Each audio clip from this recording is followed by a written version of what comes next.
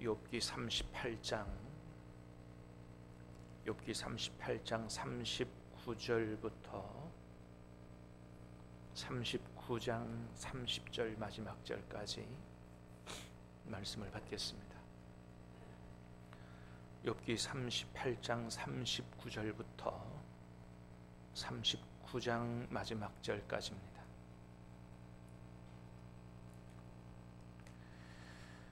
내가 사자를 위하여 먹이를 사냥하겠느냐? 젊은 사자의 식욕을 채우겠느냐? 까마귀 새끼가 하나님을 향하여 부르짖으며 먹을 것이 없어서 허우적거릴 때에 그것을 위하여 먹이를 마련하는 이가 누구냐?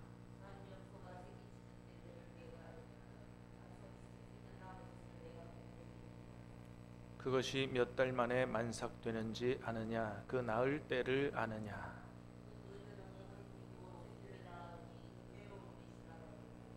그 새끼는 강하여져서 빈들에서 크다가 나간 후에는 다시 돌아오지 아니하느니라.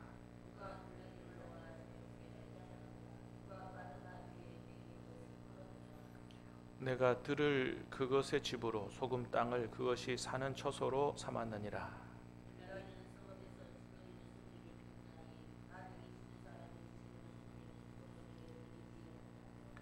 초장 언덕으로 두루 다니며 여러 가지 푸른 풀을 찾느니라.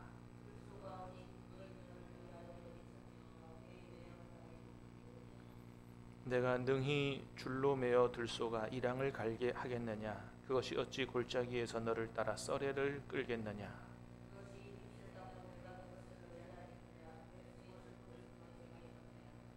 그것이 내 곡식을 집으로 실어오며 내 타작마당에 곡식 모으기를 그것에게 의탁하겠느냐?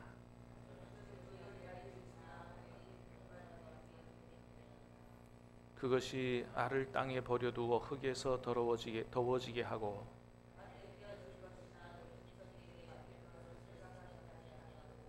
그 새끼에게 모질게 대함이 제 새끼가 아닌 것처럼 하며 그 고생한 것이 헛되게 될지라도 두려워하지 아니하나니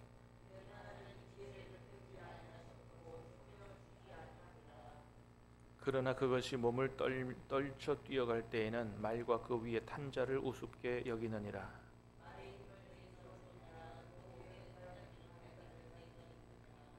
내가 그것으로 메뚜기처럼 뛰게 하였느냐? 그 위험스러운 콧소리가 두려우니라.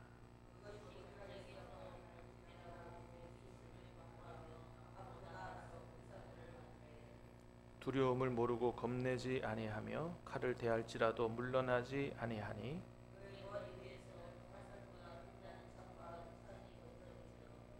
땅을 삼킬 듯이 맹렬히 성내며 나팔 소리에 머물러 서지 아니하고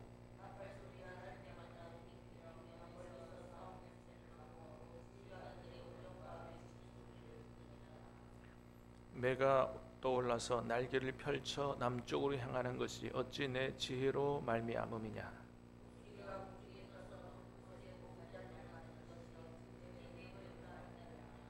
그것이 낭떠러지에 집을 지으며 뾰족한 바위 끝이나 험준한 데 살며 같이 읽습니다. 그 새끼들도 피를 빠나니 시체가 있는 곳에는 독수리가 있느니라. 아멘. 자, 38장부터는 이제 하나님께서 친히 욥에게 말씀하시는 그런 내용인데요. 자, 오늘 본문은 특별히 동물 세계의 신비함에 대해서 말씀하시면서 과연 이것을 다 누가 이렇게 만들었느냐? 내가 아니냐? 이렇게 하나님께서 욥에게 말씀하시는 이런 내용들인데 5쌍의 동물을 예로 드시면서 그래서 오늘 말씀을 일명 동굴의 왕국편이다 그렇게 얘기합니다. 동물의 이야기를 하시면서 하나님의 오묘한 섭리에 대해서 말씀하십니다. 첫 번째는 사자와 까마귀에 대해서 말씀하세요. 자, 38장 39절에서 41절까지 다시 보겠습니다. 시작. 내가 사자를 위하여 먹이를 사냥하겠느냐? 젊은 사자의 식욕을 채우겠느냐? 그것들이 굴에 엎드리며 숲에 앉아 숨어 기다리느니라. 까마귀 새끼가 하나님을 향하여 부르짖으며 먹을 것이 없어서 허우적거릴 때에 그것을 위하여 먹이를 마련하는 이가 누구냐. 자, 그것을 위하여 먹이를 마련하는 이가 누구냐. 39절에 그랬어요. 내가 사자를 위하여 먹이를 사냥하겠느냐, 젊은 사자의 식욕을 채우겠느냐. 41절에 그죠? 까마귀 새끼가 하나님을 향하여 부르짖으며 먹을 것이 없어 허우적거릴 때에 그것을 위하여 먹이를 마련하는 이가 누구냐. 우린 사실은 TV 보면 이렇게 무슨 세렝게티 초원이라든지 동물의 왕국 나오는 거 보면 이게 사자가 연약한 짐승들을 갖다가 잡아서 먹고 이런 걸 좀 그냥 단순히 무섭다, 징그럽다 이렇게만 보잖아요, 그죠? 근데 가만히 생각해 보면 사자가 그렇게 사냥해서 무슨 임팔라라든지 영양이라든지 잡아먹지 않으면 어떻게 살겠어요? 근데 그 위에서부터 이런 개체들이 굶어 죽게 되면 모든 이 생태계가 다 무너지는 거 아니에요? 네. 생태계가 무너지면 인간의 생명도 위협을 받는 거죠. 그러면 이 생태계가 그대로 잘 보존되고 유지되려면 하여튼 그 사자가 사냥해서 못 먹도록 하면 누가 먹을 것을 갖다 줘야 될 거 아니에요. 여러분, 우리가 그거 다 할 수 있습니까? 그 어떻게 어디서 고기를 잡아다가 먹을 걸 만들어다가 모든 사자한테 갖다가 바쳐서 먹여요. 호랑이한테 갖다 줘야 돼. 못하는 겁니다. 못하는 거. 그러니까 그렇게 다 스스로 알아서 자기 먹을 것을 찾아서 먹을 수 있도록 다 이렇게 질서를 만들고 그렇게 채우시는 분이 누구냐? 하나님이시다. 할렐루야. 그러니까 그런 것들을 생각하면 하나님의 일하심이 놀랍다는 거죠. 어떻게 이렇게 이 세계가 이렇게 잘 돌아가? 우리는 때로 눈이 오는 것도 싫어하고 뭐 그러지만, 비가 오는 것도 싫어하고 그러지만, 여러분 물방울이 때로는 더워서 날이 더워가지고 수증기가 돼서 하늘로 올라가고, 그죠? 이런 이 순환 체계가 있지 않으면, 이게 만들어지지 않으면 농사는 어떻게 짓냐 이거예요. 그렇지 않으면 맨날 우리가 강에다가 물 퍼다 갔다가 그거 어떻게 하냐 이거예요. 그러니까 가만히 세상 돌아가는 걸 보면 하나님의 이 섭리와 하나님의 일하심이 아주 굉장히 놀랍고 오묘하고 그렇다. 하나님이 하신 거다. 네가 그걸 할 수 있겠느냐는 거죠. 자, 39장도 넘어가면 삼염소와 암사슴에 대해서 말씀하시 1절이죠. 시작. 삼염소가 새끼치는 때를 내가 아느냐? 암사슴이 새끼 낳는 것을 내가 본 적이 있느냐? 그것이 몇 달 만에 만삭되는지 아느냐? 그렇죠. 삼염소, 암사슴 새끼치는 때 아느냐? 새끼 낳는 거 본 적이 없느냐? 있느냐? 여러분, 이런 연약한 짐승들이 이게 하나님께서 때가 되면 새끼 낳도록 하고 이렇게 안 하면 그 위에 있는 먹이사슬에 있는 짐승들이 어떻게 먹고 살겠어요? 다 이게 누가 하신 것이다? 하나님이 하시는 거다. 하나님이 하시는 거다. 또 새끼가 태어나면 금방 환경에 적응해서 어미를 떠나서 다시 돌아오지 않는, 자기 혼자 독립해서 사는 이런 삶을 살아간다. 누가 그렇게 만들었다? 하나님이 만들었다. 세 번째, 들나귀, 들소에 대해서 말씀하십니다. 5절에서 8절까지 시작. 누가 들나귀를 너와 자유롭게 하였느냐? 누가 빠른 나귀에 매인 것을 풀었느냐?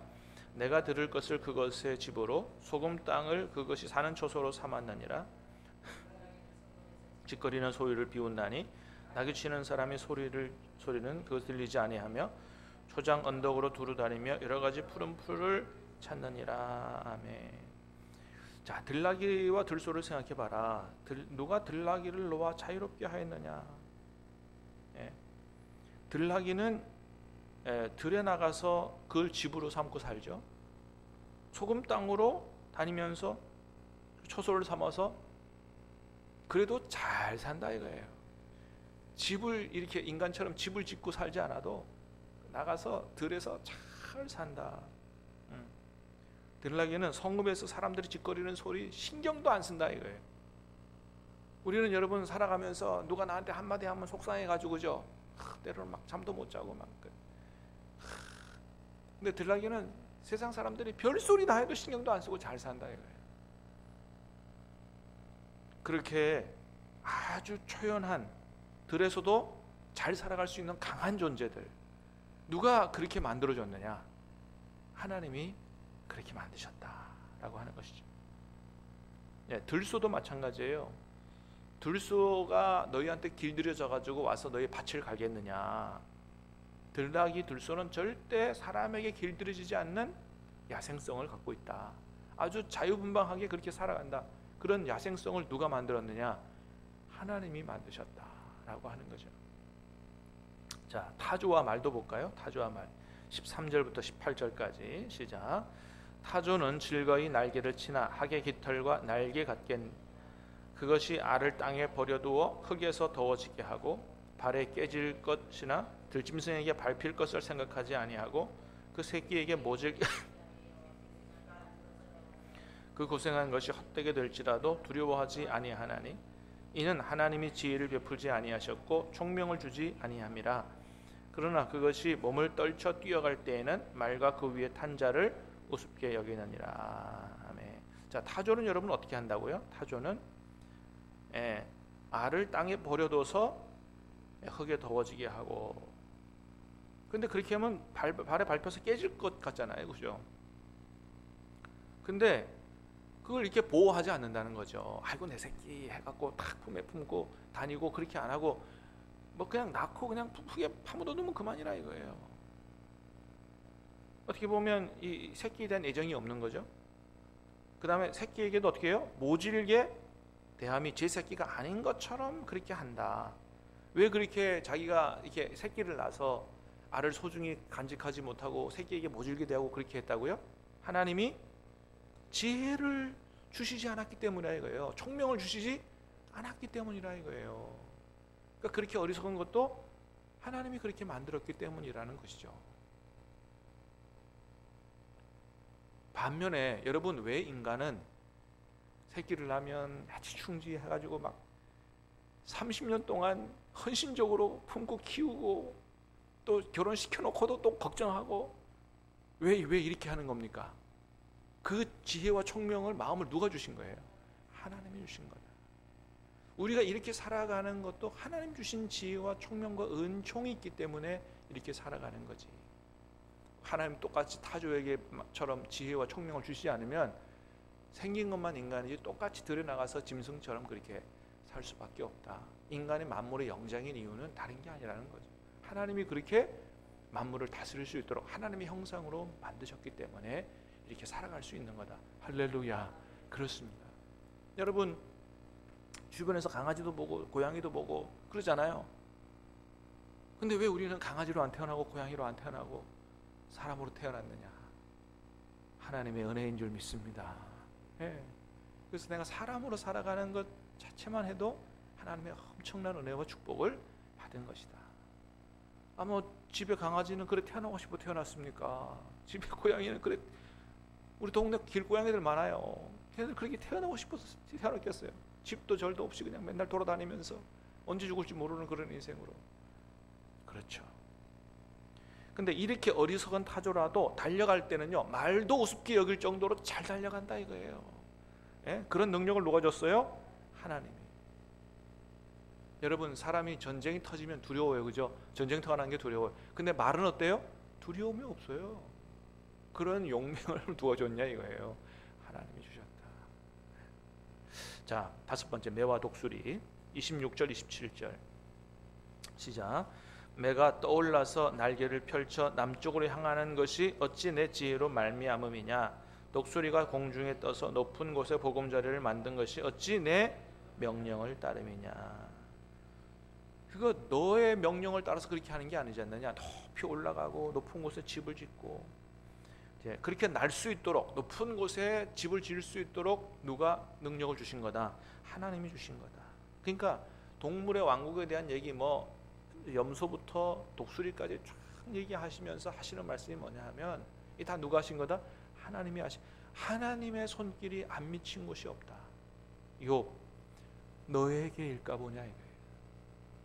네가 지금 알 수 없는 고난으로 막 이렇게 당한다고 그러는데 다 내 손 안에 있다 이거예요.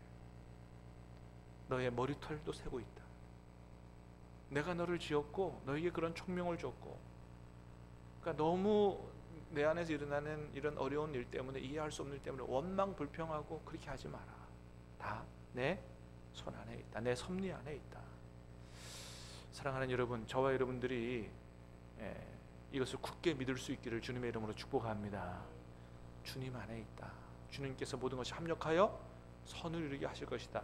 이걸 못 믿으면요, 불안해서 못 견디고요, 어려움이 올 때마다 좌절하고 절망하고 우리 영혼이 무너지는 거예요. 그래서 크리스찬에게도 시련은 있을 수 있지만 절망은 없어야 된다. 어려움이 오지만 주님의 손길을 믿고 주님의 섭리를 믿을 수만 있다면 우리는 얼마든지 이겨낼 수 있다. 사랑하는 여러분, 저 여러분의 인생이 하나님의 손 안에 있는 줄로 믿습니다.